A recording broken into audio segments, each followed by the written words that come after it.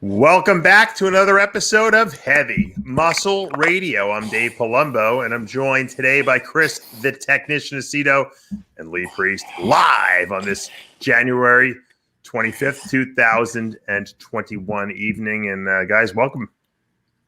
Dave, you love to do this live. Hello. What's the advantage of doing this live now? I don't know. I love it. You know what it is, Chris? I think since we're kind of like in the bodybuilding off season and there are no bodybuilding shows going on now, I like the whole excitement of live, and I like to let the guests, ask questions of us live. So you mean the listeners? The listeners, excuse me, not the guests. Although, Lee, if you want to ask questions, you can ask questions too. Should I wear the red shirt or the blue shirt? You sound terrible. You should get Lee. You should get a better audio. People criticize me of having a shitty fucking radio, shitty headset. This is. You've given. What do you mean? My face is a little puffy this week. I'm on those supplements that have D-ball in them. That's the worst explanation I've ever I agree. I agree with you, actually. It sounded like NASA on MDMA. You sound like you're the Terminator. The way you're speaking right now, it's terrible. Natalia Coelho, I see in our conversation. What's up, Natalia? I'm gonna log out and come back. This is the same mic. While you're leaving, I'm gonna have Chris. Out, mate. Log out there. All right, get out. I'm gonna kick you. Someone asked me, Chris, last week, and I was talking to Lee on one of the shows I did with him. They were asking for impressions when we were live, and I said, someone asked for the Milos impression. I said, no one does a better Milos impression than Chris Aceto. I said, really, Dave. I just no, it's not me. I did 74 contests in 1 year, and.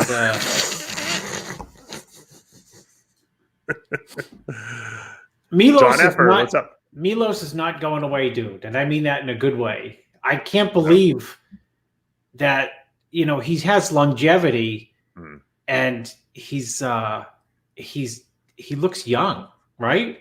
Milos looks better now than he did. Yeah, I know. I mean, he's in shape. He went through that looks tough young. Time. Yeah. He, every time I see him, he looks like leaner and bigger and younger. The funny thing is that Milos, remember, got kicked. He was kicked out of the country for a while. I remember he couldn't come back in. I thought you were going to say he was kicked out of the IFBB. He was kicked out. It was that too. For a little while, but he was kicked out of the country. He couldn't come back in because it was the stupidest thing too. Because I think his ex-wife broke into his gym or something like that, and right? Didn't he? It was some kooky thing like that. And finally, I'm like, Milos, remember we saw him in another country? What country did we interview him in? I think we saw him at FIBO. Maybe it was FIBO or one of those countries. And I'm like, Milos, why do you come back? He goes, yeah, I tried to come back. And then the next thing I know, he's back in LA, So yeah, let's see. Around. You better, Lee? Lee Priest. No, do I sound better this time? Yeah, you're better. Am I better? Yeah. Hey, g'day, mate. How you going, wankers? What have you been up to? Crikey, that was a problem with the microphone, wasn't it? Lee showing. Someone wrote Lee showing a new COVID symptom, robot voice. There you go. Yes. It's actually. I've been taking my hormones for when I dress as a woman for next week. It's just my voice. That's right. That's right. My voice change, and Chris doesn't know it yet, but he's going to prepare me for the Miss Olympia next year. But... Natalia, how do you feel about that? That guys are going to be able to compete in the women's physique Olympia pretty soon, with the new laws. Hey, I'm all for it, Chris. Look, I'm all for equal equality and stuff like that, but when it comes down to it, I don't want my daughter in high school having to compete against guys, that while they may relate to themselves as women, still have testosterone and testicles, It's just not fair. It's completely unfair. Right? I'm glad you said that. I mean, comments, it seems completely unfair that you're competing,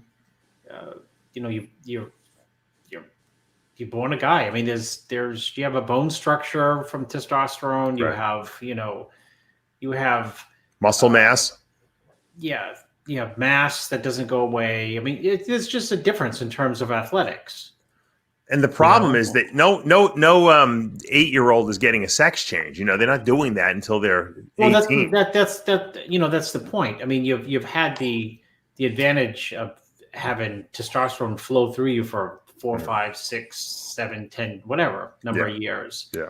I mean, and there's more to it than testosterone. I mean, testosterone that signals all the other, cascade of hormones. Growth hormone and all the other ones. That make you, more rugged. And good. It's just, I'm waiting for the lag, see, so I don't talk over anybody. Okay. But in all fairness, though, I did say I was doing the Miss Olympia, and if we're talking muscle structure, they've got it. If we're talking bone structure, they've got it. And if we're talking balls into pants and bulges, they've got bigger ones than me. So really, I think it's a level playing field when I do the Miss Olympia. You might get your ass handed to you. I get news. They'll hand something in my ass in the Miss Olympia now. I want to just talk about YouTube, although Lee and I did a show about transgender and all this stuff a couple of days ago. Yeah. And it was, by the way, it was not demonetized. We actually were able to monetize the show, which is amazing. I thought it was going to be demonetized. Then I go and do an obituary, like a remembrance video on Laura Bass, okay, which we're going to talk about in a little bit. And YouTube sends me this thing that it violates their nudity and sex policy. Yeah. Oh, the photos of her. I don't know what. No, they didn't even say. They didn't even say what. Remember, because I watched it, and like I said, as I watch it, but you put up some of those old photos of her posing, but there was nothing bad about those photos. So I appeal it. You get to appeal it, and they put the reason. I said, let me ask you a question. I said, what could you possibly find that violates your nudity and sex policy? Okay, on this video of me doing an obituary of a woman who died, who was into saving animals, for a living, and who was beloved by a community of people. I said, I don't see how that how you could have interpreted this. I said, obviously you didn't watch the video, and so I'm waiting to see it. I think they remonetized the thing, to be honest with you, after they do that. But they get the weirdest algorithm. Dave, can someone report you? I guess someone can report me. I don't know whether they would report me about doing an obituary.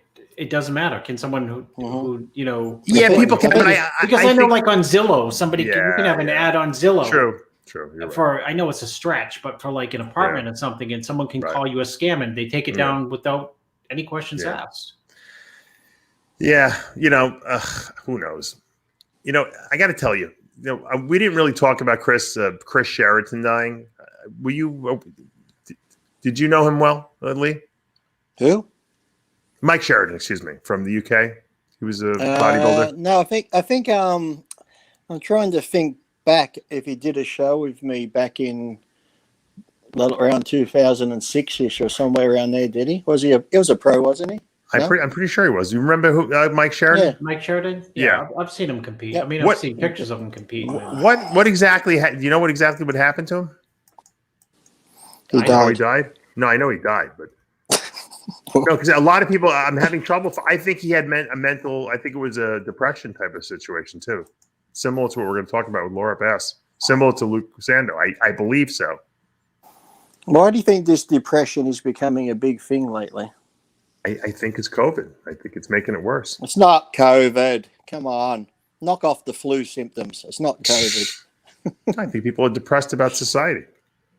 Or do you think that people are just get more depressed these days because with all the internet and all the way people can comment, people value themselves on what people think of them? Whereas before, look, me, I don't care what people think of me, but some people actually take it to heart what gets said about them and stuff like that. And I think sometimes people can't handle it these days when they read all the comments, and because everyone deep down probably wants to be liked and everyone wants to whatever. Then when someone doesn't like them, who's never met them, like, why doesn't this person like me? I've never done nothing to them. And then all the hate starts, or, you can, whatever. So whether that's changing now and people can't handle that, who knows?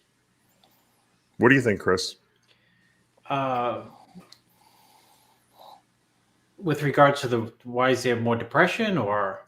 or just in general, anything related to this whole, why were people who are, you can speculate and say taking COVID, their lives. The isolation of COVID, adds to it. But I think that,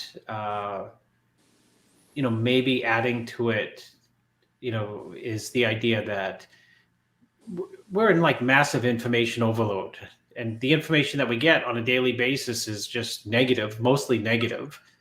Mm-hmm. And negative information impacts you far greater than, positive information. The weather could be great tomorrow.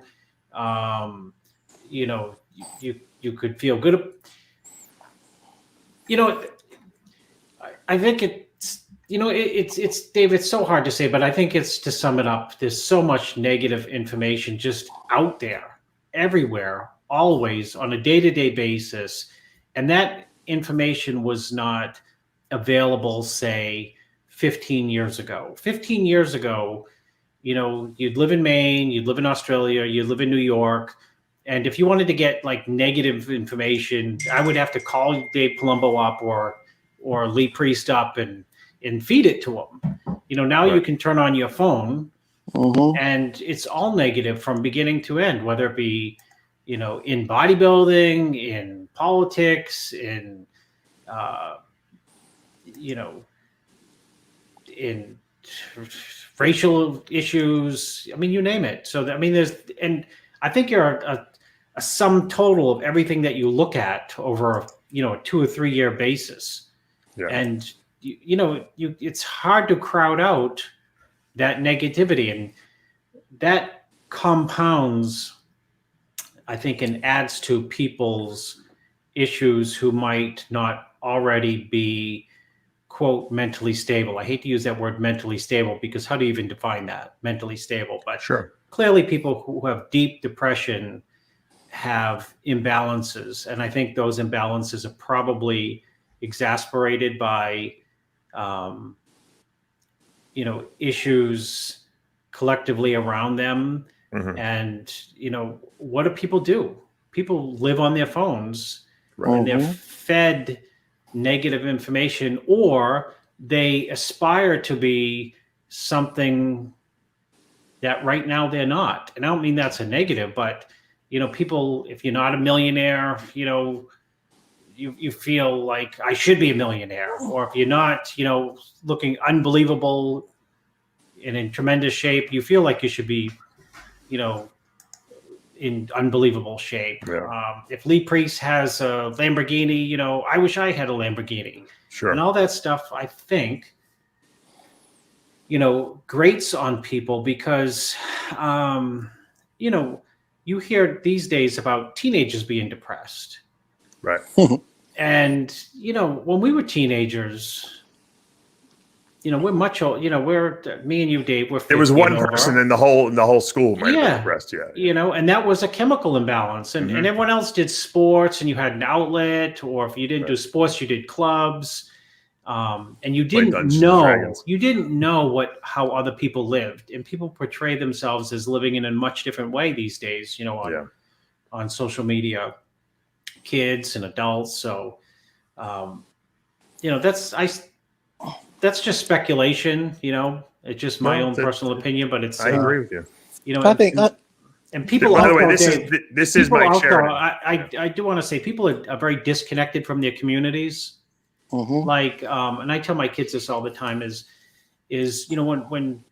when kids were kids in like the 70s or something, like when I was growing up, kids played out on the street. They didn't have access to video games and movies and all these things instantly. So kids made social connections from a very early age. And social connections with your neighborhood or with your greater community, whatever that community may look like, they're important.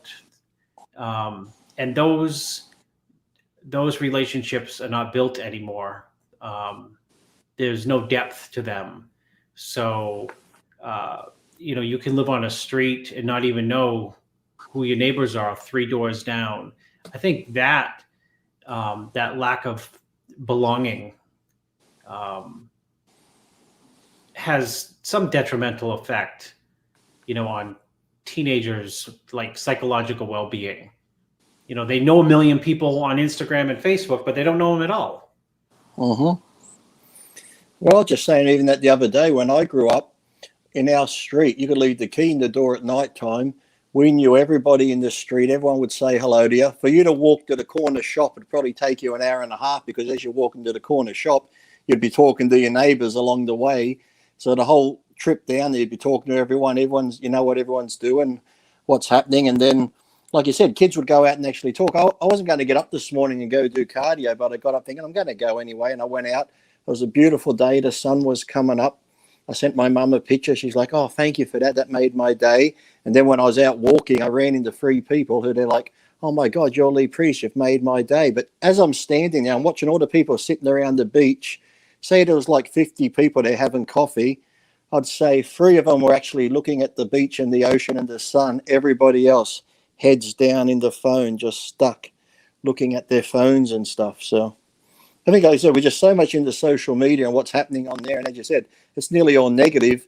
And then like you be at the Lamborghini, I've had friends that do get Lamborghinis. And once they get that Lamborghini, all they get then is hate.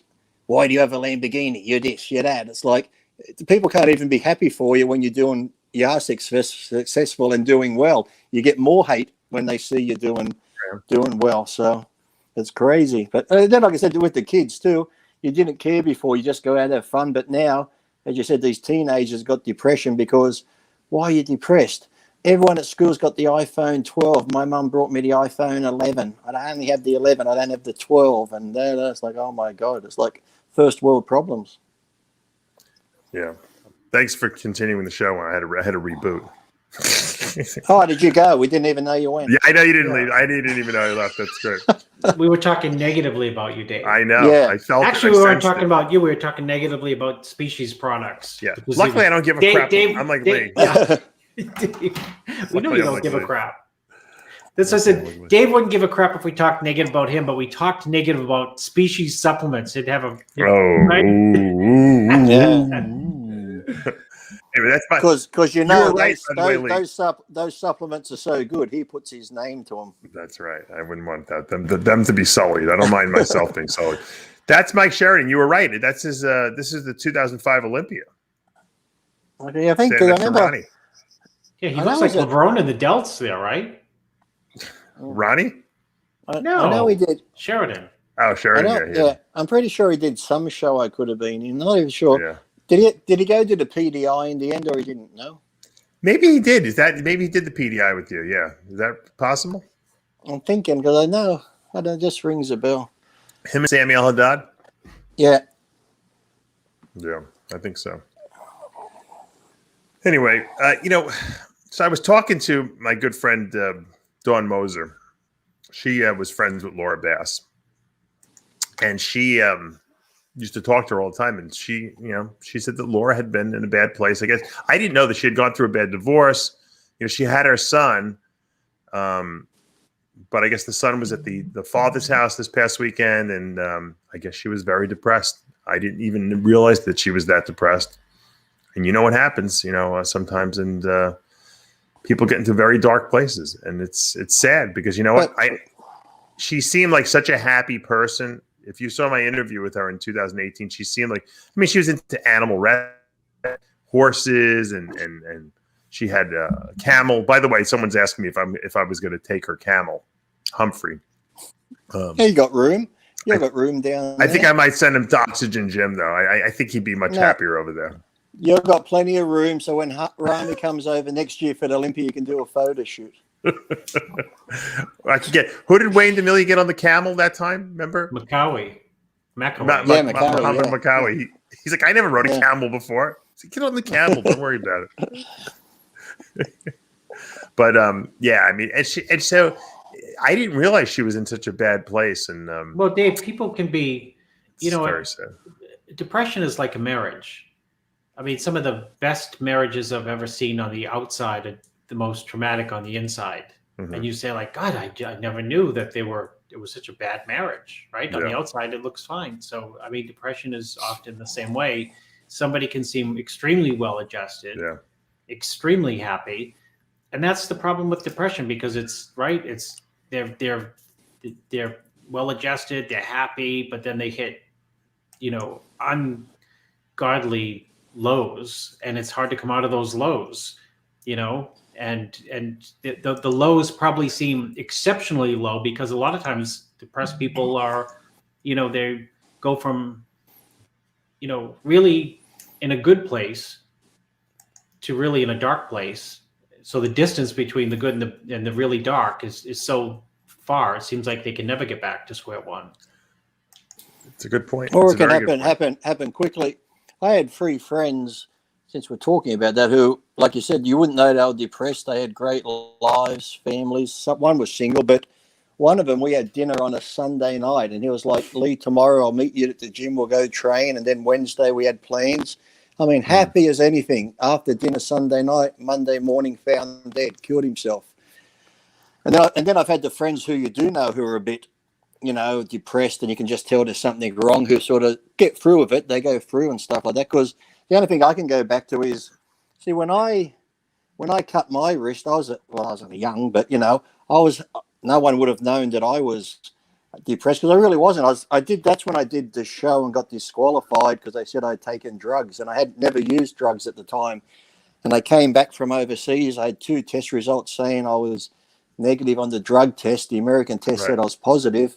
So I wanted to get retested. I wanted to get retested in Australia. What show was that for?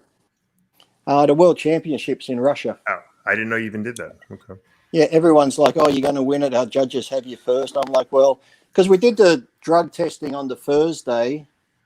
Then they have the World Congress meeting on the Friday, and that's where the athletes were told, your athlete's positive, you can't compete. Nothing was said to me. I go and compete, do the pre-judging, get to the night show. And just before I walk out on the night show, it was the year Jose Guzman retired, and he ended up winning the lightweights at the World Championships. I remember him, yeah. Bob Goldman calls me over like this. I said, really? Yes.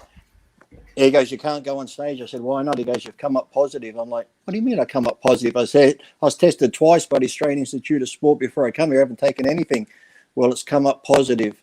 I'm like, well, that's impossible. So I can't even remember. It was a name that I'd never even heard of. I couldn't even. At that age, were you at like 18 years old? 18, almost 19, yeah. Wow. So, so I ended up coming home, and then it was like coming home. It was like Lee Priest, drug cheat.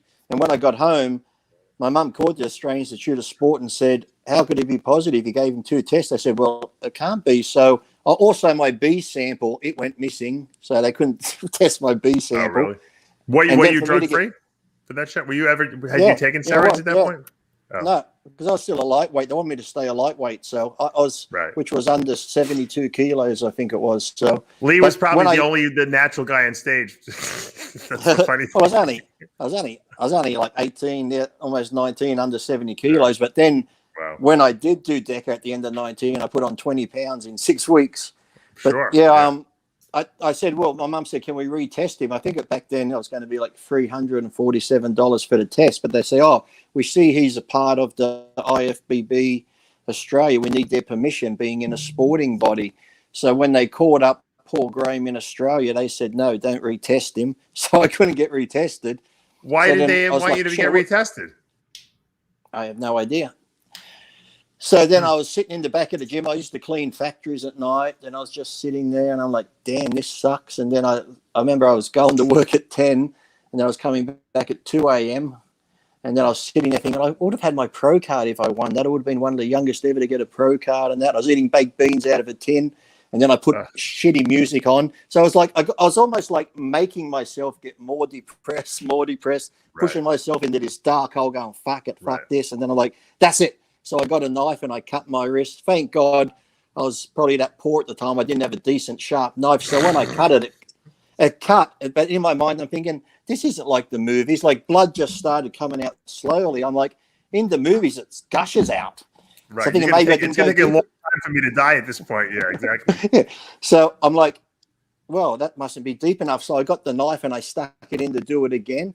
And fuck, did it sting? It stung that bad. I went, it's like it almost just woke me out of it. I'm like, what the hell have I done? I'm like, Mum, you better come get me. I just cut my wrist. I was like, that was the only time I ever thought about it and never attempted suicide after that. I never thought about it again. That's an acute that's an acute depression. Yeah, that was just like a one-off where I just sort of Well, you because you were depressed because of an incident, but some people who usually kill themselves, Lee, are people who are depressed for like years, you know, and it's just come to a head.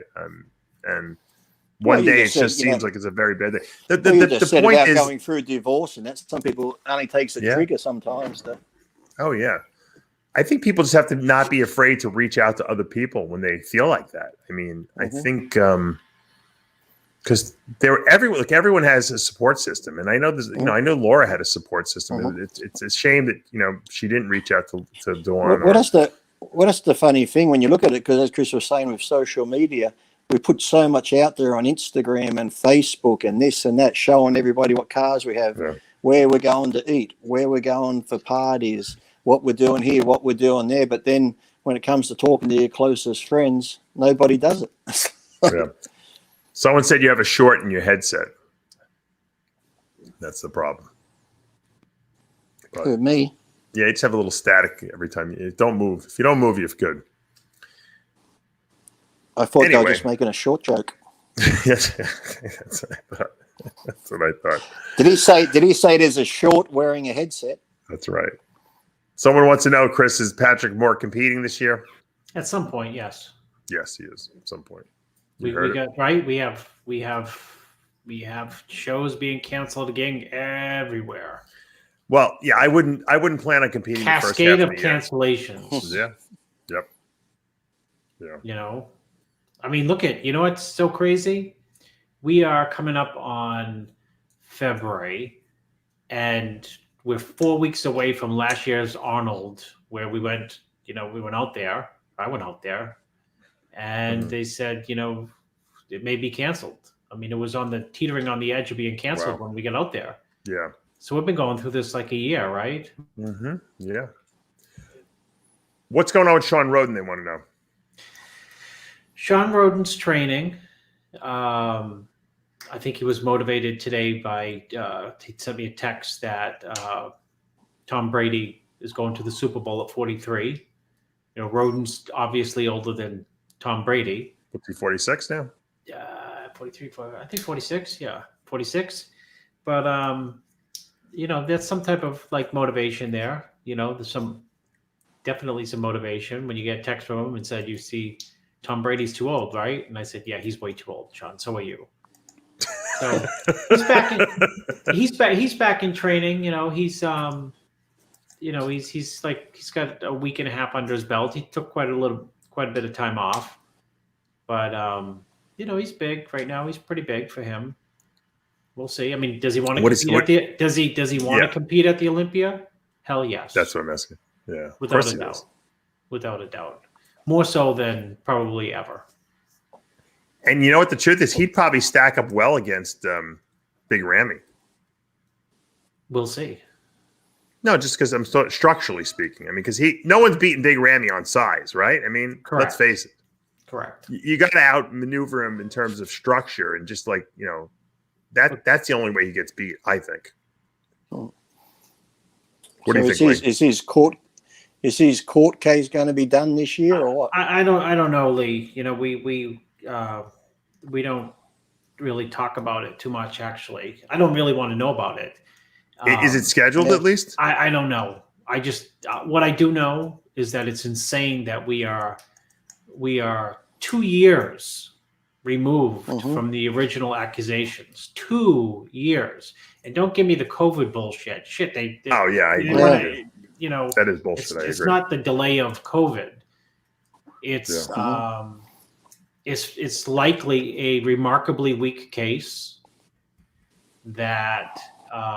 If it was a strong case, it would have already been brought to trial. And the people who own the Mr. Olympia should start thinking about, it's been coming up on 3 years since the bank robber decided that she was going to run to the police and make these accusations against Sean. So, exactly.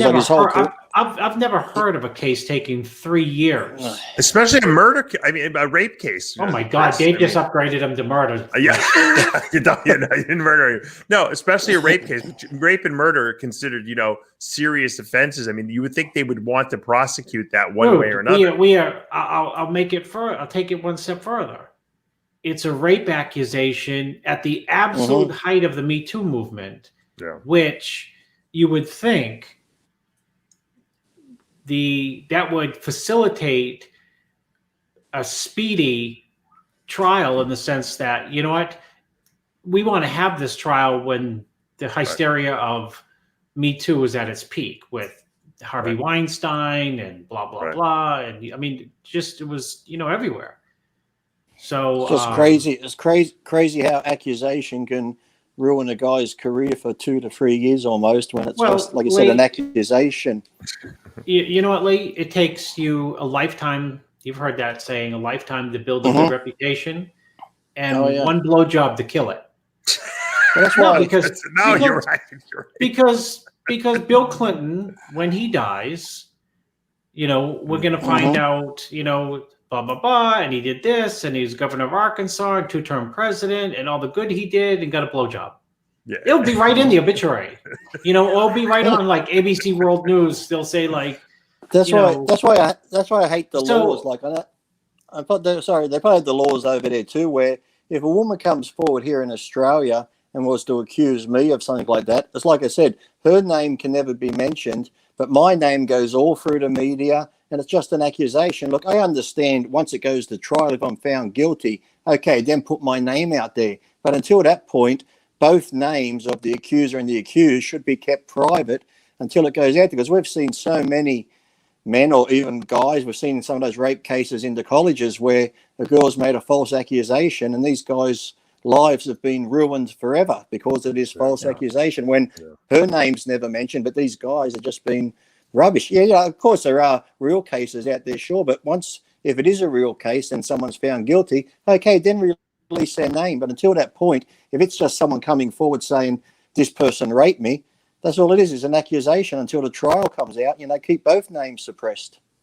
Yeah, it's obviously, Lee, Dave, Sean's a good friend of mine, so I want the best for him. But at the same time, he deserves his day in court, is what it amounts to. Well, now, it sounds petty, but he deserves his day on the bodybuilding stage. If they're not going to give him a court trial, yeah, absolutely, because he can't freaking earn a living for himself. I don't even know how he's doing it. Well, it's who cares about that? I mean, I guess you go back to the promoter. No, but it's not your livelihood. I mean, he shouldn't have his livelihood restricted. No, I mean, it's who cares about the minutia of like how much money is he making now? The point is that there's an Olympia promoter out there, Jake Wood, who everyone likes and respects, and is he going to make a decision this year? Because. I mean, if it hasn't gone down in 2 years, I know it sounds ludicrous, but if it hasn't gone down in 2 years, we might be, talking around 8 weeks. Maybe they're going to dismiss it. What if it gets dismissed? How bad would would they feel then? I don't know. Who would feel? How bad would who feel? I mean, the people who are not allowing him to compete at this point.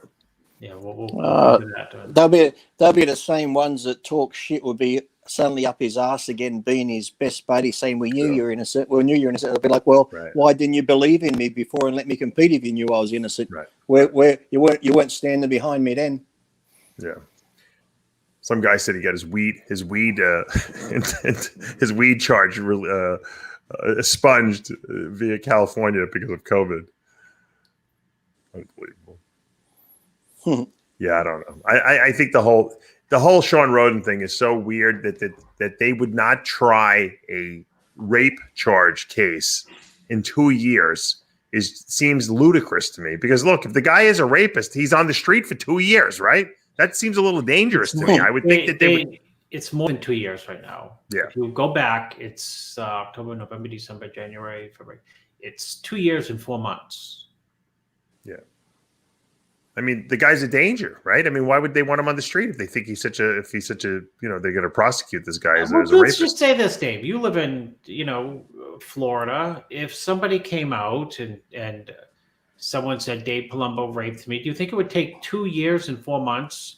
No. To get to court, to get anywhere. I wouldn't want any rapist I said that in 2006 about Steve Blackman. I'm still waiting to hear back from the courts. That's right. You did get raped by him, I think, right? Xavier I don't know. He handed me a drink like Bill Cosby, and I don't remember anything after that. Xavier Wills says that he has a better Milos impression than you. I sent him a link to the show. I told him to come on, but from Desktop Bodybuilding. I don't know if he got my message. Xavier, if you're listening, I sent you a link on Facebook. Come on. I want to hear your Milos impression.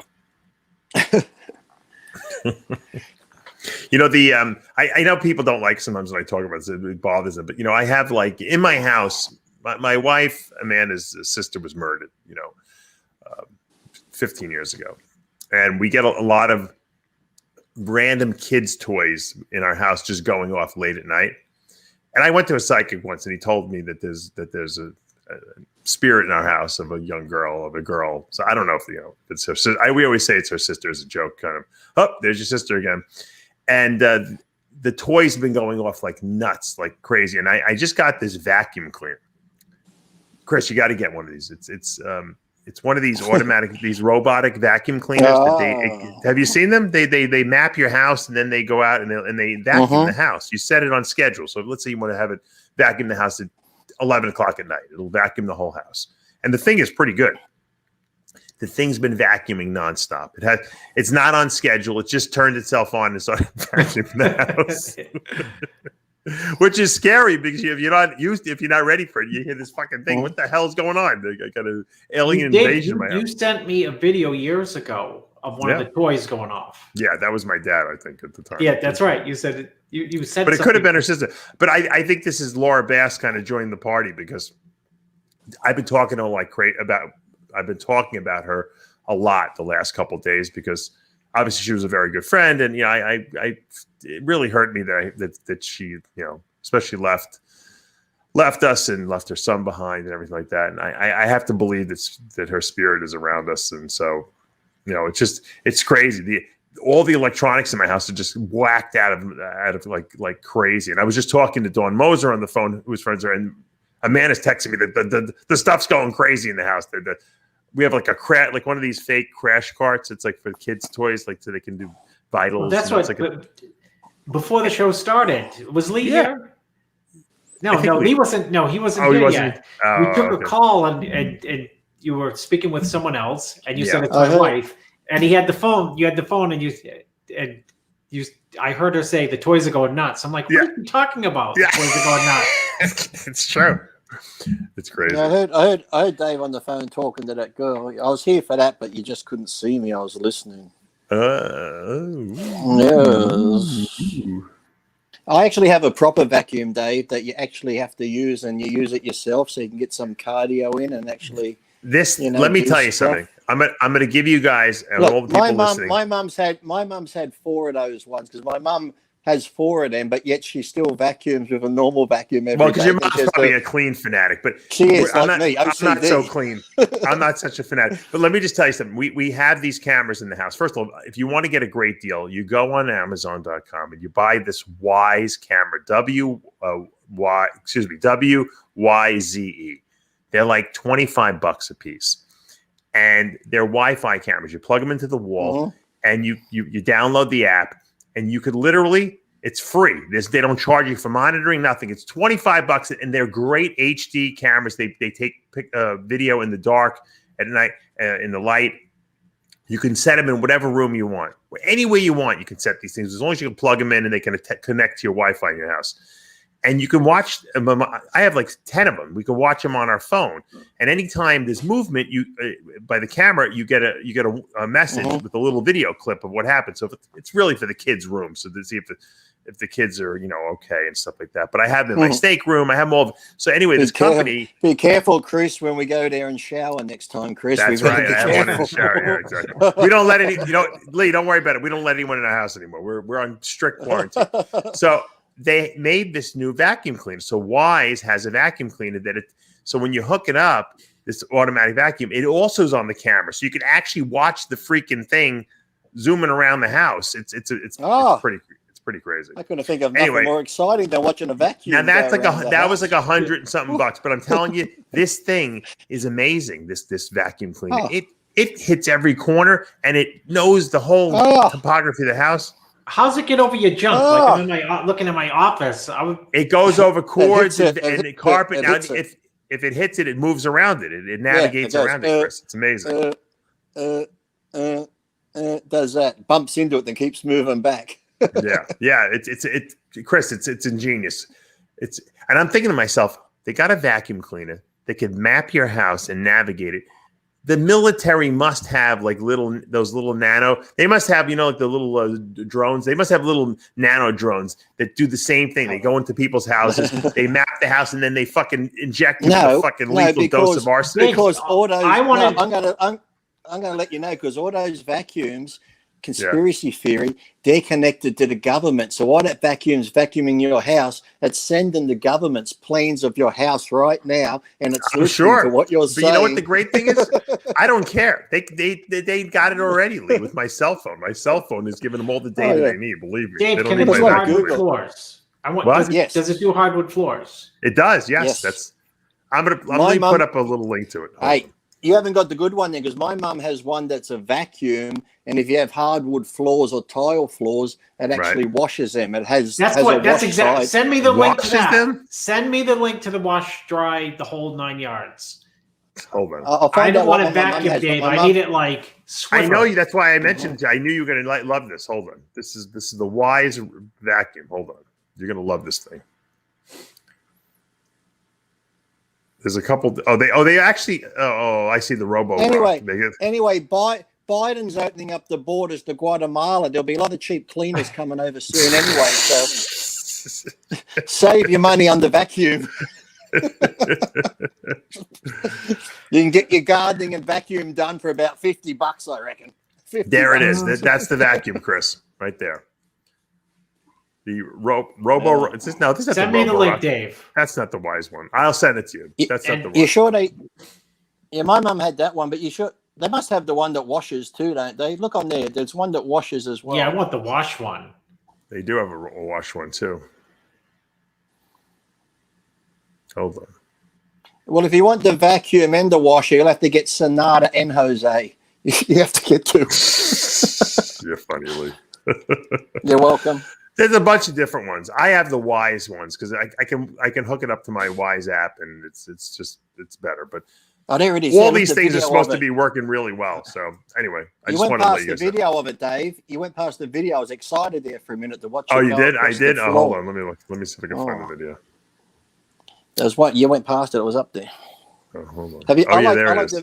There's actually a video of YouTube of a cat sitting on one, and the cat's going around the house just sitting on top of the vacuum. Now that's funny. Yeah, my cat does follow it around, but I think he's a little more traumatized by it. He doesn't trust it too much. Hold on, let me put it up here. Please don't tell me you don't have one of those fridges that tells you when you need milk, do you, Dave, or when the fridge is empty? No, I don't know. Thank God. Thank God. I smell it. How come it's not showing up on the thing? Is the thing working? There it is. Look at that. Oh, yeah. My God, look at that. Play it again. Oh, my God, this is like Pornhub. Oh! YouTube might demonetize us because look at that vacuum, the way it moves. Stop it, Dave. That's not the one I have, but that's another. But it's it works almost similar to that. So I can't take it anymore. Turn it off. Oh, look at the way it sucks that up. Oh. You're funny. I'm going to get a vacuum that sucks that hard and call it Blackman. Oh, look at that go. Here it goes. Oh, look at it go back. Oh, my God. You still watch that? I don't even have it up on screen anymore. We've got a delay, remember? Oh, yeah. that was a pretty good delay. Hold on, I'm still in the moment. Someone wants to know if I still have a jet ski. No, I can't jet ski in the canal in my backyard. I had to sell that. That was in New York. Do you have you didn't use the jet, Dave? You never used that jet ski. I didn't use it enough. I did use it, but I didn't use it enough. No, when I was at your house, I said, "Oh, you got a jet ski," and I knew the answer. I said, "When's the last time you used it?" I had no time. Yeah. I had no time. You had no kids and you never used it. I know. That tells you how possessed I am about work. I gotta work. I get so much work. I get work. I'm surprised more people aren't killed on those jet skis. Some of those new jet skis, the speeds they can do and how quick they go. It's like I'm surprised more people don't get killed. Yeah, you know what? If you fall, you only get killed when you when you crash into other jet skis. If you fall off the jet ski, you get a little shaken, but you have to wear a vest, so you're not drowning or anything like that. It's yeah, but say depending how you fall too, you could go off at full speed and break your neck. Yeah, I was going around a turn once, and I got thrown off of it. And because I was turning, really, I was going too fast. I was trying to be a wise guy, as my dad would say, and I went off it. I spun around in the water, underwater, about 400 times. And I know when you fall off the ski, you just go with it. You don't fight it, because that's when you get hurt. And you just let the body. You're eventually going to come up to the surface because you have a vest on. And it was kind of fun, after it was all said and done. But it was kind of, you could definitely panic and certainly hurt yourself if you don't know what you're doing on those things. So now, what's worse than panicking is now that you're in the water bobbing there, you start reliving that scene from Jaws where it's looking up at your legs. Yeah, you know what? I never worried about that, which is maybe just naive of me because I was in the ocean, but. Sharks just don't come out of nowhere. Isn't it weird that sharks always attack people on the beach? They never attack. You never hear about someone getting eaten by a shark in the middle of the ocean. What do you mean on the beach? What do you mean on the beach? What, the shark comes walking along on the beach? I'm talking about people who like surf in the surf, or right on the edge of the beach. People aren't surfing like 3 miles out. Right, but how come the sharks are out in the deep area? Because the schools of fish come into the shallow water where it's a bit warmer. Then the surfers are on the surfboard. They look like a big seal, and the shark goes, "Oh, look at that big seal!" And up they come. You guys in Australia have great sharks over there. The great whites are crazy. Great whites. I find that very racist, Dave.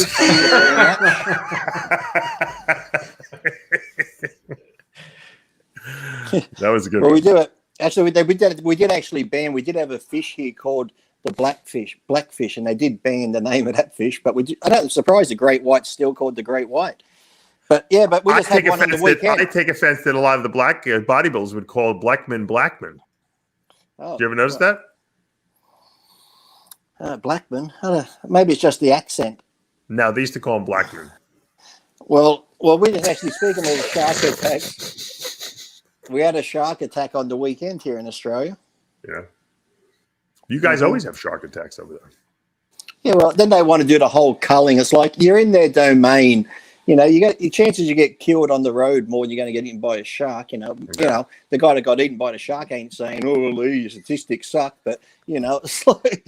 But you guys have a lot of poisonous snakes there too, and people get killed every year by those. What are you going to do? Yeah. Get rid of all the snakes too? You can't. Mm-hmm. They're in the ocean. Does Lee have any Aboriginal friends? Yes, but I just don't talk about it. Of course I do, idiots. No, I sort of try and segregate myself here. I'm allowed one. I try and have one Aboriginal, one Indian, so any conversation on. What do you guys call them again? What do you guys call those Aboriginals? You got a name for them? Bogans? Abos. Bogans? No. Well, they say it's like a derogatory name. That people would call them Abos. Oh, Abos. But really, when people call them Abos, that was just for short. Like Australian, you'd say Aussie, so you'd say Abo, because we're too lazy to say the whole word. So like Brekkies instead of breakfast, and Macca's instead of McDonald's. Instead of American, we might say Yank. I got you. So, what is a bogan? A bogan's it'd be like in that we had that. I think you mentioned before. You had that Trailer Park Boys show. Yeah. A bogan would be like someone that just lives off the welfare. They drink all day, do drugs. Hey, what's up, mate? Yeah, fuck yeah, whatever, mate. go in their car, do burnouts, sit in the front yard, drinking beer in the garage, watching people, almost like Hank Hill. That sort of, remember that cartoon? Yeah. That sort of show. Be like that. Wow. Sort of on the unemployment. You don't do much. You just hang out and drive around, have a mullet haircut like Billy Ray Cyrus used to have. Do people still have mullets over there? Yeah. There's just 20 minutes from where I live, there's a place called Curry. Every year they have the Mullet Festival. No relation to Brandon Curry, huh? No, it's Kurri. Oh, okay. Not like Indian curry that gives you poo-poo, no. Gotcha. All right. Just checking. Chris, when do you think we're going to have the Olympia this year? If you had to make a prediction. Never. December. I think December. I agree. Impossible to move it earlier, I think. It would seem impossible simply because you need to separate it from the Arnold, right? Yep. And you can't have them too close together because it waters down the. What if somebody, whoever, does the Arnold and wins it and looks absolutely crazy and doesn't do the Olympia? Yeah. Right? I mean, you just, because that person in this hypothetical says like, I gave it my all, I'm burnt out, I can't do the Olympia, which is, 6 weeks from now. Yeah. Or he wins the Arnold and then he looks absolutely disaster because it's hard to peak 6 weeks later. Yeah. For the Olympia. Yeah. That, and I think the biggest pressing issue is simply you got to have the Olympia in 2021, and you want to hedge all your bets, and the best way to hedge it is to push it towards, like they did this year, the end of the year, because we don't know where we're going to be. Yeah. 6 months from now, 4 months. Yeah. Someone keep Seth Bagel. We'll find out from Romano though. Yes. The election is over. It should just blow away. Right. Yeah. How come like COVID has yes. to be? Answer Seth. He's been asking that question. I was good. Please. Seth Bagelman keeps asking why, if Jeremy Buendia can compete at the Olympia, and it's been proven that he beat women, but Sean Roden can't. I said, well, the difference is that Jeremy wasn't arrested for it. That's the politically correct answer. But, well, that's a bogus answer. Of course it is, but but that's going to be the politically correct. He's not facing rape allegations or domestic violence allegations. Well, or charges, I should say, not allegations. But if the whole Jeremy didn't have charges pressed against him. Yeah. Okay. But the whole thing is, though, didn't we know that Jeremy did it, and we know he'd done it, and if the reason they're not letting Sean compete is because of the look at how it might make the Olympia look. Well, having him compete, even though he didn't have charges, how's it look having someone to beat up a woman still competing? If it's all about the look and the image. Right. Yeah, it's a good point. It's a good point. Look, Chris, I got to pull this picture from your Instagram. Who the heck is this guy? Hold on. Put him up. Who's that? Let me guess. Amir Omarajak, someone I work with. Amir arms are jacked. Yeah, arms Pretty are freaky. jacked. Yeah, he's like 22 or 23. He's a freak, huh? Yeah, we got him on a freak cycle. And Is he in panic mode though? Yeah. Yeah, we someone asked me, is he in panic mode? People like to tag me, hey Chris, you in panic? I'm like, no, dude, but when we reach, maybe I should reach out to you in your basement of your mother's house when we enter panic mode. I put up a video last week breaking Dennis's balls a little bit because I saw that. I apologized to him, but then I put up the clip of Chad saying they were really were in panic mode, I'm guessing, that's why they ran me over here. I'm guessing this guy's got pretty decent legs too, by the look of him. Yeah, he doesn't think so. His legs are pretty good, actually. His legs are pretty good. I put it up just like I thought he looked great, and I just got, I get as frustrated actually last year and now this year, although I'm changing my perspective a little bit this year. When shows are canceled, postponed, like last year with athletes, I'd be like, just pull the plug. They're not having any shows. You know me, Dave. I didn't think any shows were going off last year. Yeah.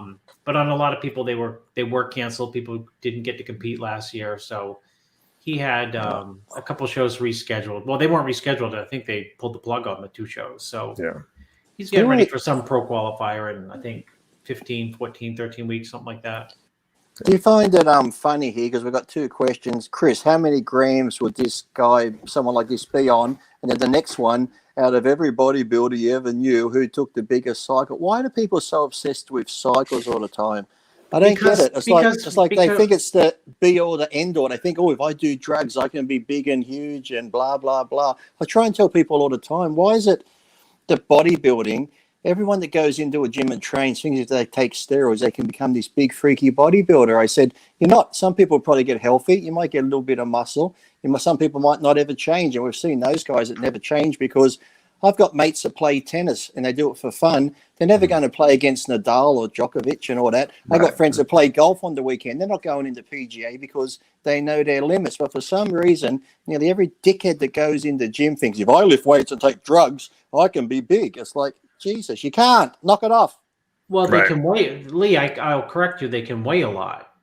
And that's where we are with, a lot of people tell me, I get so many emails and people tell me, I'm 273, and, my grandmother was 325 with triceps that hung down. Her triceps hung down here. Her arm was like 26 at least, but, it wasn't muscle. Yeah, so, it's funny because people are looking for, someone said something to me last week. I had a conversation with someone who preps people, and the conversation was about it had to do with people I've quote coached, and maybe like over a 2-year period, really they went from good genetics, but decent to being in the Olympia. Being very, very young too, more than one person as well. And I have to say, on very little, mint juleps, as Samir would call them, anabolics. Yeah. And then they tell me, okay, I'm gonna, try something new with someone else. And I always say the same thing, which is mostly genuine. Good luck. But people don't have patience. And to build a physique, it takes patience. It's like the same reason why, and I was speaking with this guy, and then we got talking about investments and stuff. I says it's the same reason why people chase like Bitcoin or something. Instead of thinking like, okay, what business can I start to, create and develop over, 5 years, 10 years? They want something that they can get rich in, the next 6 months on. There's a lack of patience in people this day and age. People want things really quick. Instant. I know that's nothing new. That's nothing new. But it's exasperated now goes back to what we talked about, social media and just, I want it now. So, people goes to your, comment on anabolics. I think people, are looking for some type of plan, a program that can turn them into Lee Priest in 2 or 3 years. And yet, of course, Lee, this, Dave knows this. I mean, of course, bodybuilding is hard work, but genetics too. Lee was competing in Russia at 18. I mean, do you think he didn't have the genetics to be, IFBB pro bodybuilder, successful one? Well, that's why when I show people pictures back when I won my first free contest, I won. I was 13 years old. At 14, I placed. It's just like, it's like I won my state title when I was 15. It's like post up the 13-year-old pictures. Pull them up, Dave. Hey, Dave, type in young Lee Priest. I think there's like a collage where it shows 13, 15. You'll find it there. It'll be like a. All right, let me look. I was like a skinny greyhound. Oh, you were juiced. You were juiced out of your mind at 13. Well, there were rumors. There was rumors that. Oh, I'm sure there were rumors. I developed so good because I was actually born like a dwarf, and the government had me on this special growth hormone. Didn't do much for my height, did it? It's like no. Yeah, it didn't work on your growth. Yeah, no, just muscle. This was special. I actually started a rumor once that me and my friend started. I said that when I was born, they took the umbilical cord, whatever it is, from my when I was a baby, and they ground it down into a powder and they injected that into me. And my friend and I started this rumor, and was overseas, and someone calls me up, Lee, I heard this rumor that you're taking this special drug that was taken from the cord. I'm like, yeah, that's it. All right, that's a young. Oh, here we go. These are the ages. Here we go. Yeah. 8. Oh, 8. This is intense. Oh, watch out, Bruce Lee. Here we go. We're getting there. It's amazing that these people put these collages together. You look like you didn't have any potential at 10 years old. Oh, look at 12. Yeah, that's 12, yeah. Here it comes. Oh, look at that. That's when I first started. Oh. Look at the difference between 12 and 13 was a huge change. Here we go. First contest there. Look at that. First contest. Wow. That's me and my friend Barry. Get good legs. Oh, look at this. 13. Yeah, I can tell you were clean because you didn't have that D-ball face that you have now. Oh, look at that. That's rainbow. That's rainbow on commando. 15, yeah. Now you look at those Here legs. we go. 15, yeah. 16. Oh, he's juiced. He's got to be juiced there. You definitely were juicing there. There's my mum. My mum was 38. We were the first mother and son to win a couples. Oh, look at him. Juiced. Here we go. 7. That was at the Carlos Rodriguez Universe. Oh, look at those jeans. I was modeling back then.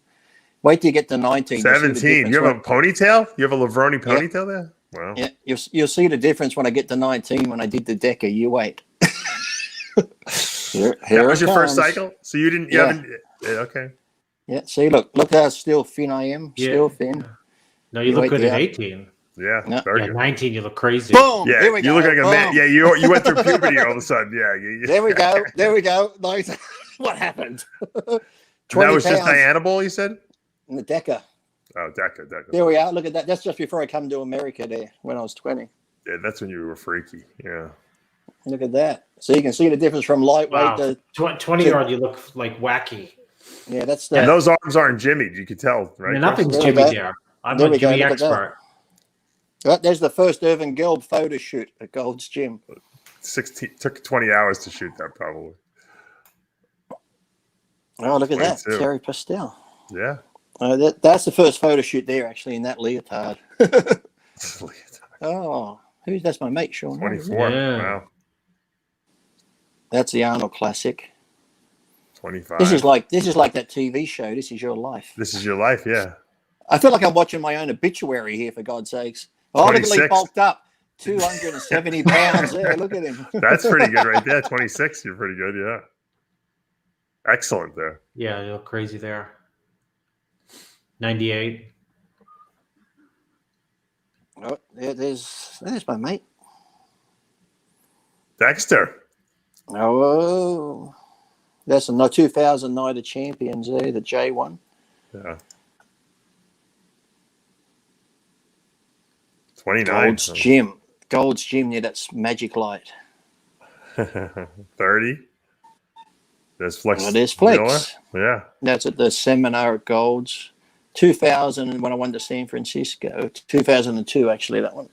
You always had a good hairdo, except this Olympia. That was the only. That one. That one. Yeah, I didn't like that. Hey, look at that. Look at that. That's like Four's retarded love child. Hey, look at that. You look like a transgender there, actually, to tell you the truth. But Cell Tech, that was. well, that's a good haircut. That was a good one. Yeah, that's when I was in the military. Yeah. We'll get to the universe in a second when I hit 42, will we? They really did a good job on you. Holy mackerel. Yeah, a lot of good pictures. 34. Now the tattoos are starting to come on. You're starting to see a lot of tattoos now. This is where Lee ran off the rails. Yeah, like now he's got the face tattoo at 35. This is going to be when he got into the drugs for sure. Yeah. He's a rebel. This is when he's hanging out with Craig Titus. He just lost it. He's a rebel. Look at the lower back lumbers. That was before the 06 Ironman. Oh, that's when I moved back home, because that's when I just torn my shoulder. Lee, what age do you think you were at your peak in terms of ability to push yourself in the gym? Like, just like you feel like unstoppable in the gym. I'd say it would be mid-20s to mid-30s, but then even then, like that was like non-stop. But Look at how many tattoos he's got at here at 41. That's a good shot though. Best glutes, there's hams. The universe. Mr. That was your Universe, best 41 best glutes and hams you have ever had. Yeah. He's got a Lamborghini. I knew that cunt was selling drugs. That's 2 weeks. That's 2 weeks before the universe. Those pictures there. There we go, Lee. Thank you. This is your life. We remember Lee well. Look at this, Dave. 30 years on. I know. It's right? crazy. 13, 23, 33, 43. It must have taken this guy like a week to make this video. Oh, there he's in England. Oh, there he's on holidays now. Jesus. Oh, he's with the kangaroo. Jesus. There he's, I don't know what he's doing there. Wow. 45. Very nice. Is that it? That's it. I'm 40. I'm 48 now. Look, can someone add some pictures to this? What's going on? I feel I cheated. You better submit some pictures to the guy who made that thing so we can update it a little bit. Yeah. I always found probably from the mid-20s to maybe the 30s. But then when I got ready for the universe, because I got in that mindset again at 42, I just kept pushing myself really hard. So I don't really think that I think probably when I was living in America, I did it more because of due to contracts and stuff. You had more pressure to do that sort of thing. Because I know when I started getting ready for the universe, making that comeback after 7 years off, I just at the beginning I said I'm going to do the universe, but then I was putting too much stress on myself. I said, you know what? I'm just going to treat it like I'm going over there to guest pose, and then it just became fun again. But when I thought like I got to go over there, I was an IFBB pro, but now I'm going to the NABBA universe. I figured, shit, Lee, if you don't do well, this is going to be all over the internet. Look at you, dickhead. Did you and Craig Titus have some kind of a problem with each other? Someone keeps posting this. Was he jealous of you or something? Never. Oh, okay. Never. We got on good. He always come to my place for barbecues. Yeah, that's what I thought. That's what I thought. Always you told me. Fighting all the time. Who was the worst backstage? That's what pissed me off. I invited him to so many barbecues to my house. He has one big barbecue in the desert and doesn't even invite me. Oh, that's not nice. Bad taste. Sorry. Who had the worst gas backstage? I always like to ask these questions. No, I don't know backstage, but on stage. Yeah. Rest in peace, Sonny Schmidt. Oh really? God. Yeah. I heard he gassed out the whole stage. He would fucking laugh and laugh. He'd stand right beside you. And it's one of those ones that's just that thick, it just stays there. It doesn't disperse. Man. So if you walk to the front of the stage to do your like posing, so when you're coming back, you're breathing heavy, you hit it like a brick wall, boom, and then you got to so you're trying to shallow breathe. So you don't breathe in this toxic. It's almost like if you breathe too deep, you could taste it. It'd be like, it's like terrorism almost, on stage. It's like Arnold, if he would have thought of that back in the day, he could have hit Franco with a couple of those farts, Yeah, Sonny. I think Sonny was the worst for it. Occasionally hear other people do it, but I think Sonny was the worst, and he'd laugh about it when he did it. So. Sonny was damn good for he was 3-year stint. I mean, he did very well in shows, but he got overlooked in a lot of shows. You're right. It used to be Dillette. One year I was at a show with Dillette, and we're doing, I can't remember which show it was, and he's like, Dillette would deny it, Lee. He never farted, but he'd just stand beside me. He's like, they're not calling me out. I'm hungry. And I just stand there, look this way. The next thing I look over, and Paul's just sitting to the side of the stage eating peanut M&Ms and stuff, and then they call his name out. They call his name out, and he comes to stand back beside me. Now, I'm hungry at this time, too. All I can smell now is friggin' chocolate. So I'm just standing going, He's like, they taste good. They taste good. Someone reminded me, actually Mike Zeltzer reminded me that we forgot, we were talking about like guys who made great comebacks in their later years. We forgot to mention Stridham. Remember when Stridham came back? Yes, at the WBF. Amazing. No, after W. No, I'm talking about when he came back at like 50, when he was like at the Colorado Pro, something like that.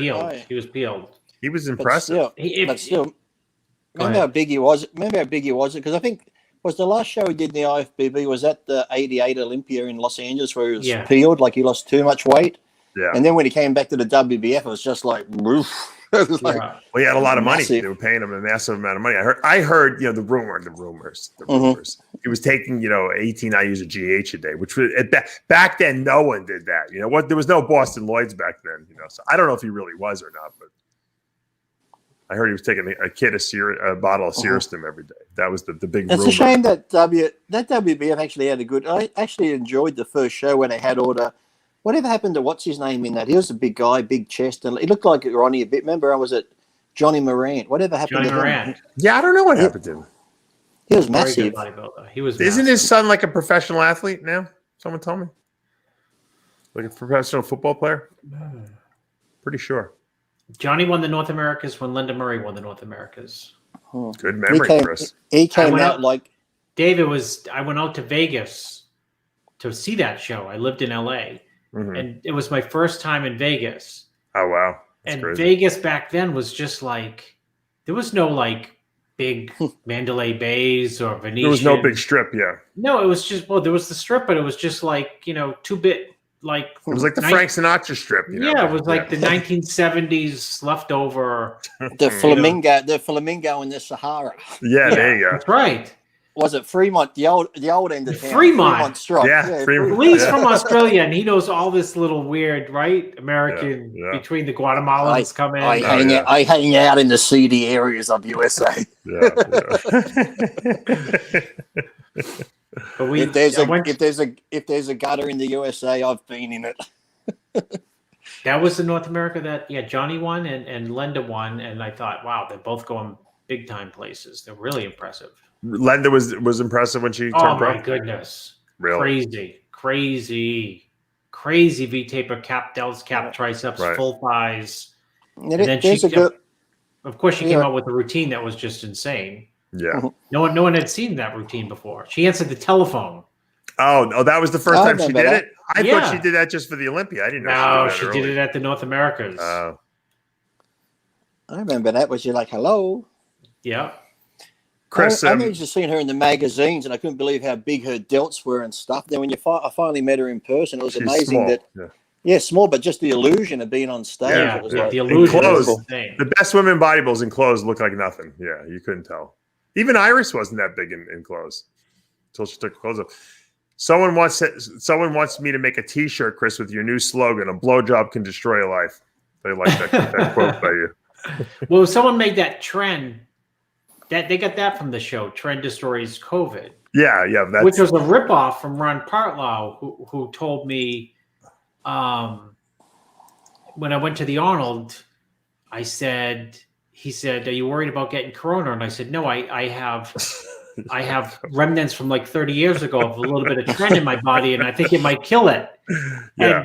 Which I thought was funny. Bobby Muscles made the shirt. I put it up. No, I thought that was a funny line. And Ron Partlow said, of course, trend can kill COVID because it kills bad genetics. That's right. GH and trend together. The best, I guess. Let me write it down. Let me write that down, Lee, in case somebody emails me. What's the best stat? Right it there. GH and trend. And how much I use a Gary take? Dave, for the the 18 I use a Searstem, 18 Searstem. Okay, go 19. Go one more. Have you guys seen? As I say, put on a shirt. When in doubt, up the dosage. That's right. Or Team 3CC, like Boston Lloyd. Now, let me. I want to bring up something. Hapthor Bjornsson, who was the world's strongest man. He was in Game of Thrones. Did you see he had a fight, an exhibition fight? Yeah, I think that punch is still coming that he threw. Look at this. This is pretty cool. Now he's preparing to fight Eddie Hall, who's another world's strongest man. And so I guess this is like an exhibition fight. Hapthor is like what is he, like 6'8" or something like that? Yeah. He was known as the Mountain in Game of Thrones. For all you Game of Thrones fans out there, I certainly wouldn't want to get hit by him. No. Hey, there's me. That's going to be me next week. Same week I got bought. Hey, my wife helped me pick out a nice wig, so don't you fucking start. All right, that's my right. Yeah, same color as that. That's the color. This video has 210,000 views already. But I think Eddie's gonna. I've been watching Eddie doing his sparring and stuff, and Eddie just seems more compact. Thor's big, but he looks very slow. And if Eddie gets in close to him, he won't be able to hit him. He'll be like, Yeah, but you know what? Thor has got like a more I don't know, more of a boxing physique. I don't know if that matters. You know, it's because I think they're going to just brawl it out when they get in the ring against each other. All the stuff they learn's going out the window. Yeah, it's just going to turn into like a barroom brawl, basically. Yeah. The jabbing and the moving and stuff's just going to be like, oh, haymakers. What's impressive is that Thor is actually in really good shape here, right? He lost a fair bit of weight, didn't he? Yeah, he lost a lot of body fat. He's got abs. Look at him. He almost looks like a bodybuilder. I wouldn't go that far, Dave. Well, I mean, if he lost another maybe 30 pounds. Well, if you get on that before my 18 IUs. His height, he could probably weigh 300 and still do classic physique, right? Mm-hmm. Right, because it's done by weight, by height. If I could get on my thing, I'd show you my I haven't done it for 2 months since I had my neck operation, but I was doing the boxing and sparring, and I did 4 rounds on the bag yesterday. Oh. Let me ask. Hold on a second. You just had surgery on your neck, right? And you're boxing. Are you crazy? I was hitting the bag. It's not like, I was sort of. Don't let anyone hit your neck. You'll mess up what they. That's like a Ronnie Coleman move right there. Oh yeah, I was just hitting the bag yesterday, but even doing that, just holding the arms up, that started to hurt a bit. And then when you hit the bag, just that jars a bit. Oh, my wife's like, "Then why are you doing that? Stop doing it, you idiot!" That's right. Don't ruin the surgery that the guy just did. Someone said to me, "Oh, there's Xavier. Finally, you join us, Xavier. What's up?" Yeah, Xavier. Watch this bodybuilding. You don't cover my carbo load plan properly. Someone just put up. Send you the correct hyperemia protocols containing insulin, Humulin R. I don't know which one. Just all I can hear is your real accent. What is it? Yeah. It's kind of hard to do Milos with the Australian accent. It's like an Australian trying to speak Spanish. It's pretty good. It's pretty good. Keep going, Xavier. It's pretty close. It's pretty close to Milos. Yeah. Desktop bodybuilding. What a catchy name that is. I need to. Yeah, you're doing good, Xavier. What year did you come to me and say you wanted to work with the RX Muscle? What was it? 2012 or before? You're breaking up a little bit for me, Dave. I don't know if you. You sound just like Milos now. Yeah, Dave, I cannot hear what you're saying. You're gonna have to. I said, what year did you come to me and start working for me at RX Muscle? Oh, I think it was about 9 years ago. It was about when I moved to Perth, I think, because I think I moved over here, and then we had you down in Tasmania, and we had you out at the Slaughterhouse Gym, which was Wayne and Sean's, which I know Lee knows those guys. Yeah, that must have been about 9 years ago. Is Wayne getting out soon? I heard, is he or? I'm not sure. I did know he went away for a little bit. I can't remember how long it was for, though. But, Chris, I fly in to Australia. I'm flying for 4 hours. I land in Melbourne, but then I got to still go to. Here we go. Then I got to fly to Tasmania still. So it was 36 hours I was on an airplane. And Xavier picks me up because he's living in Tasmania. He's with his mother in Tasmania. I'm telling the story. Shut up for a second. And Xavier is long on the plane. I like the long plane. I slept the whole time. I slept 26 hours. Xavier picks me up. He's very shy. He's not like he is now. He's very I think he had just gotten into it and he was very shy and very reserved at the time, very polite.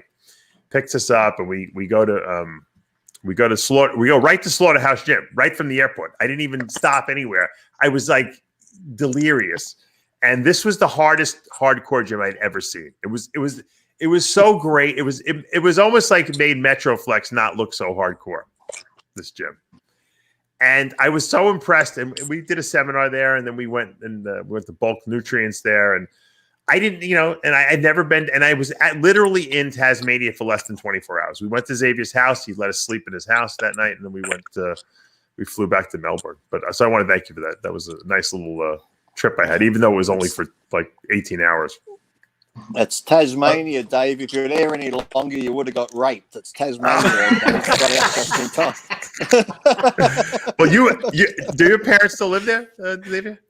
Yeah, my parents both live there. Yeah, it's just me and my partner and my kids and stuff over in Perth, pretty much. So yeah. As you know, Dave, obviously it's tough with kids and stuff, and like both like my partner's parents are in New Zealand, my parents are in Tasmania, so it sort of sucks having 2 kids under 18 months. Like, I know. I don't know how you're doing it. Oh man, it's crazy. It's crazy. Yeah, but my question is, how did you go from being so reserved to being like you're like the most outspoken person I've seen now? I think it was one of those things. I actually interviewed the first big name I actually interviewed of anyone was Milos, and that was back when I just had my own personal website in Australia. And I was literally, it was just an audio interview, and I was shaking. I was only a teenager. I don't know how old I know you were very nervous when I first met you. You know. Yeah, I was literally shaking doing those interviews, and then I did a few and got sort of used to it, and then I think it's just forcing yourself to do stuff you're uncomfortable with, and then all of a sudden you're completely fine. Like if I was doing this in the past, I'd be probably shaking now, absolutely like shitting myself. But now it's like, whatever. Like I interviewed like Jay Cutler and Brandon Curry, and it's like now it's like a conversation. It's not like in the past I would have been like hyperventilating or anything. So. All right, here's your chance, Chris. You're gonna do your best, Milos. You got 20 seconds, and then I'm gonna have Xavier. I did it when I did the. We got to do it. I want the people listening to vote. You can't force it, Dave. The Xavier is he don't know how to ask the right questions. Xavier, he don't know the anabolic stacks. Let me hear your impression, Xavier. Dave, I'll send you the correct hyperemia protocols straight to your email, and you'll be shocked at how much size you can actually add to one physique. I'll also send you my DVD, Secrets to the Pros, where I train and show you the correct giant sets. 10 sets minimum, Dave. You don't understand. These guys are machines, animals. Like Hidetani Yamagishi is a true dragon warrior, trained harder than anyone I ever met before on the planet. Many people will tell you this. Yeah, Milos loves to say the word Hidetani Yamagishi. Hidetani Yamagishi. They put on 40 pounds on Dave. No protein. I didn't have any protein. Just glucopolymer, fructose. 23 units of insulin, and I even went back and looked at my notebook to see what that gave Nasa El Sambati. You're good. It's close. It's close there. It's close there. It's hard to. It maybe Lee is very skewed because draws the words out. Yeah. Hanging out with him, and hanging out with Milos, I pick it up. Chris is like a cross between Milos and Spanish. Xavier's like Milos and South African. It's like if we can combine the two. There you go.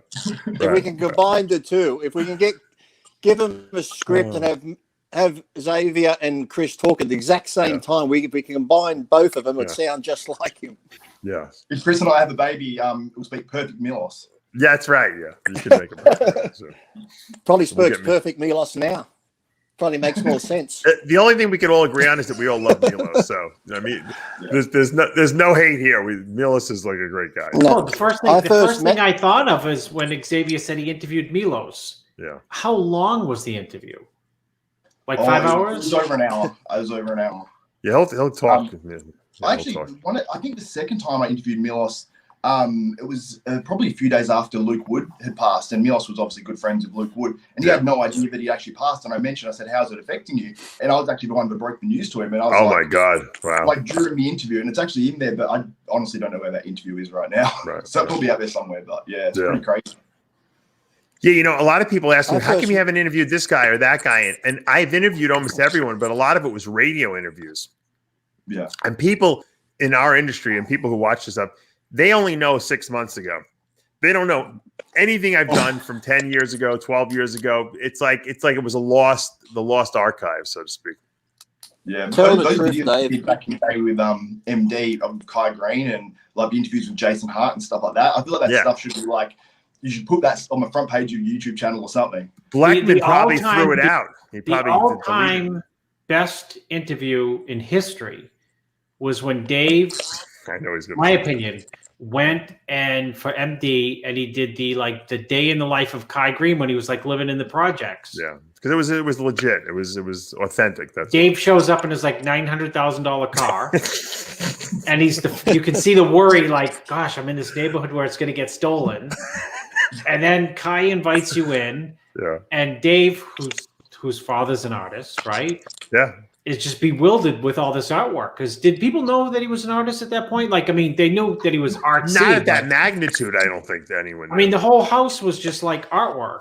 Like, and the art was like it was like 20 feet tall. These art pieces. It wasn't like a sketchbook of stuff, you know. And I remember you got on the elevator, and right, and it smelled like stunk piss. of urine. Yeah. Yeah. He's like, people pee in the elevator. Yeah. Well, I don't know why they pee in the elevator, but they do. So it was authentic, for sure. I thought you were going to say your favorite interview was when I interviewed Big Sean Allen when he turned pro at the North American. That was good too. Oh, that was one of the best too. That was like, Dave, you got to put up like the top 10 and get people to who's vote better? On. Hold on. Who gave a better after they won speech? Big Sean Allen or Cedric when he won the Arnold that year? That's a close one. Well, Cedric without a doubt because he won up Arnold, which is hard to do. Yeah, that's true. Yeah. And I was thinking that the other day because do you remember the year when he dry humped Arnold in the air, air humped Arnold, yeah. The year that Cedric beat Kai in prejudging by 3 points. Right. And then he was still ahead until they did the only time they ever judged the routine. After that was, I think, the first time I'd ever been backstage at the Arnold. I went backstage because I was helping Cedric, and I was like, this had to be like this, you know, is he all right? Is he gonna flip out? Or, you know, because he was ahead and he found out that he was ahead. You know, someone told him that he was ahead, and he found out he wasn't ahead by like a point. They said, you got a comfortable lead. And Cedric was not panicky, but he was worried about the posing routine. And he's always right. He usually is right. Yeah. And Arnold came up to him backstage and tried to crack some jokes. And actually, Dave, I can't say it on the air, but he said something to Arnold, and Arnold lost it. Say it. No. It was probably a racial joke. It was, Dave. It was. Dave, you got it. Dave, we're on what's the game show right now? Like $100,000 pyramid. Yeah, and it was a racial joke, and Arnold laughed. It wasn't like a mean racial joke, but it was pretty. It was still racial, and it was funny. Yeah. And there's only the four of us here. There's only four of us. Go ahead and say it. It's only us four. It's like Hollywood Squares, Dave, right now. Yeah. Exactly. That's funny. Yeah, well, you know what? If you're easily offended, turn away from YouTube right now. If you're easily offended. Big Sean Allen, the show, Dave. Big Sean Allen's victory speech was pretty amazing. Yeah, it was amazing. And the other thing people reminded me of too that in the comments was when I went to the people love this one video when I went to the pharmacy in Tijuana looking for steroids. Yeah, you ever see that? You saw that one? Yeah, people love that one too. That's brilliant. And then I went in the back alley with the guy who had the real good stuff. You know, behind the pharmacy. This guy had everything. It's like that in Thailand too. A lot of bodybuilders from Australia go over to Thailand and do like contest preps over there because all the food's so cheap, the accommodation's cheap, and they just literally live there. And I've heard as well, like you hear stories over there that like people will actually pay the police. They come around and collect money in like supplement stores in there just to protect them. Really? Wow. Yeah. So it's pretty crazy. The funny thing is in Thailand you can get all the steroids you want, but if you try to find a tub of protein, it's impossible to import stuff into that place. That's why we need to get that species protein in there, Dave. I've tried, believe me. I have a guy down there who says it's harder to import the species products than it is to get the Dianabol. So that's funny because I never once, all the time I lived in America, I never once went to Mexico, and I never once been to Thailand. I don't believe it. I haven't. There's just as nice lady boys here in Australia. Why do I go to Thailand? I see. Okay, you don't have to leave. Don't tell Tony Hughes that. He'll be setting up shop in Australia next. They're really going there for the lady boys, Dave. That's exactly it. That's it. All right. Well, thank you, Xavier, for joining us and giving us your. Maybe I should end the show as Nasser. Thank you very much, Xavier, for giving us that Nasser impression. He has. I don't know if you are aware, but I have read his journal books, and I have made photocopies of them. And he was mad at me because of this. I don't know why. And I know Milos says he has put 45 pounds on me, but that is not true. Technically, I have done it myself, but he would like to take credit to enhance his coaching business, and I understand but yes, I only listened to 50% of what he has told me, so I cannot give him the credit. But Lee, yes, you are a midget, but I like you because you tell the truth, did you ever meet Nasser? I could really tell you a good. Yes, no. On the European tour, no, it was Kevin, Nasser, and I got. If you would have beat him, he would have never liked you. Kevin, that would have been the end of it. Yeah, he would have said that he didn't like you. I could. That same time I told you about the urine backstage at the '98 Olympia when Nasser said, "Come into this room with me, Lee." I could tell you what he really said, but that was very racial too. Oh, he also made. Oh, yeah, I'm sure he did. Yeah, Nasser was politically very incorrect. Yeah.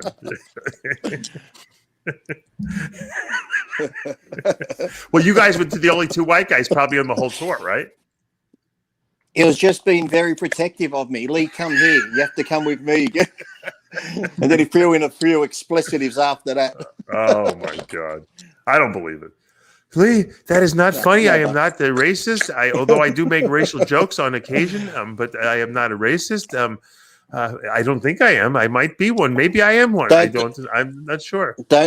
Don't talk about racism. It's Australia Day here tomorrow. I've already heard enough of him. I heard you got last week. You gave us that it was Australia Day. You were wrong. You were off by a week. I think. That's tomorrow. No, it's tomorrow. Yeah. Well, you had the right country. Yeah. Lee doesn't know. He's American. Lee has become too Americanized. He doesn't know anything about Australia anymore. I'm too busy seeing what Biden's signing in and passing legislations for and stuff. Yeah. He's doing it on. Did you see what happened with the insulin? Yeah. No, what happened with the insulin with Biden? He's like voiding Trump's because Trump was making it a lot cheaper. He's actually made that void apparently. No way. Are you kidding me? Oh no. Yeah. Saw an article about it yesterday. That's stupid. I'll tell you why. Because there's a lot of people who are diabetics who can't afford to take insulin, and that's one of the actually really good things that Trump did, because he made it easily accessible through like Walmart for generic brands for people who these people just weren't taking insulin because they couldn't afford it. They're like, well, they were running high blood sugars. I mean, that's a travesty that people shouldn't be able to buy that. How insensitive of you, Dave, to actually think about diabetics. What about the bodybuilders, Dave? That's right. The bodybuilders will spend money on insulin. Need it. But think about it. Bodybuilders, think about what they spend on GH. Bodybuilders spend thousands on GH. Insulin's a joke to them, a couple $100. But you know what? For a person who makes $100, $200 a week, I mean, to have to spend all that on insulin, they're not going to do it. They're just going to skip it. So that's horrendous if he really did avoid that. Well, I want to let people know, if you're a diabetic and you need insulin, hook up with your local bodybuilder. He'll give it to you cheap. That's true. There you go. It's like the old days when the bodybuilders would hang out with the gay people who had AIDS patients. Yeah. Now, that's right. Now the diabetics are hanging out with the bodybuilders to get the insulin. That's why Lee wouldn't use GH back in the day. He didn't want to have to go,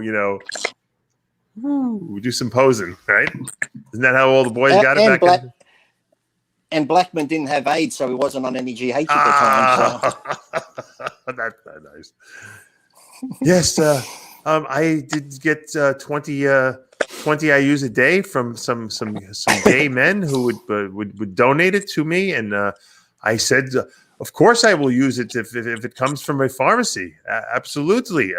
But it is not true. I know Palumbo, he has spread these rumors about me doing 18 IUs a day like Gary Stridham, but it is not true. I only have used 14 IUs a day, but he will spread these false rumors about me because he is jealous that I am bigger than him. And that is the reason I don't like him. I told Chad Nichols this, and No, I'm just I think I have to wrap this show up. Lee Priest, I want to thank everyone for joining us today. I'm just upset that Blackman never gave me any GH. There you go. Lee, if I would have done a cycle, Lee, feel my lat. Feel my lat right here. I did. You see how hard this is? Steve. I have they called me Cro-Magnon because I have a 16-inch neck. The only thing Steve would give me testosterone, and I had two choices: injectable or sublingual. That's how he said I had to take it. I think we're getting a little insane because it's like 2 a.m. here. All right, I got to let you guys go. Thank you so much, guys. Xavier, thanks for joining us. And if people want to check out Xavier's channel, it's Desktop Bodybuilding on YouTube, and he's doing a great job. And keep up the great work, man. Proud of you. Thanks, Dad. Appreciate it. All right, and as we say every week, you guys can join us here. Remember, with Heavy Muscle Radio, the truth hurts. Good night, everyone. We'll see you next week. We don't say it. I'm glad that you said it at least, Chris.